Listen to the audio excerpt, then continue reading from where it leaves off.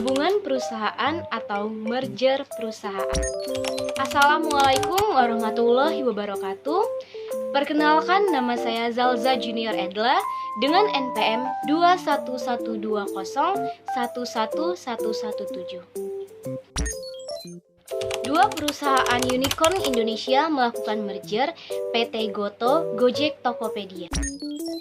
PT Goto Gojek Tokopedia kini resmi menjadi perusahaan publik setelah mencatatkan saham di Bursa Efek Indonesia pada Senin 11 April tahun 2022. Goto merupakan hasil penggabungan atau merger dua perusahaan startup yaitu Gojek dan Tokopedia pada 17 Mei tahun 2021. Gojek dan Tokopedia tetap memutuskan untuk melakukan merger dengan alasan atau tujuan sebagai berikut. Yang pertama, melakukan kompetisi tingkat global. Yang kedua, mencatatkan saham perdana pada saham Indonesia dan Amerika Serikat. Yang ketiga, meningkatkan pangsa pasar dan valuasi kedua perusahaan.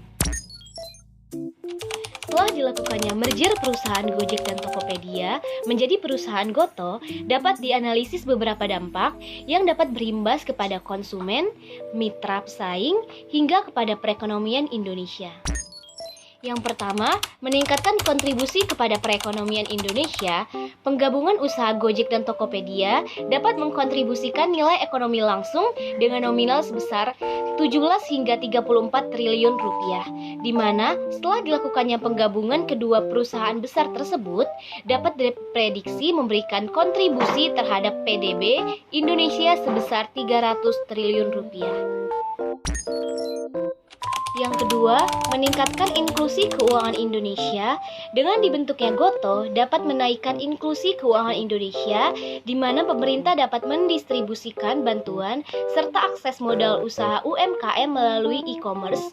Ditambah dengan Gojek dan Tokopedia memiliki layanan pembayaran digital yang mampu berperan maksimal. Yang ketiga, mempercepat perkembangan ekonomi digital Indonesia. Gojek dan Tokopedia sendiri sudah memiliki pasar yang luas, sehingga ketika dilakukannya penggabungan usaha, hal ini akan membuat kedua perusahaan bergerak cepat dalam mencapai jangkauan pasar. Dengan meluasnya pasar, maka akan semakin banyak konsumen dan produsen yang paham akan baiknya ekonomi digital, sehingga perkembangan ekonomi digital di Indonesia akan semakin berkembang. Yang keempat, menurunkan barrier to entry dalam wirausaha. Dapat diprediksikan akan berkurang hambatan untuk memulai usaha, sehingga akan mendorong para wirausahawan untuk memulai usahanya dengan mudah. Hal ini disebabkan melalui Goto, pertumbuhan ekonomi digital semakin berkembang, para pengusaha baru tidak akan kesulitan untuk menembus tembok bisnis. Yang kelima, meningkatnya switching cost.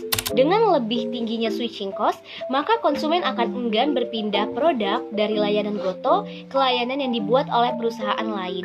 Hal ini mengakibatkan berkurang hingga hilangnya peluang munculnya usaha sejenis. Saya akhiri. Wassalamualaikum warahmatullahi wabarakatuh.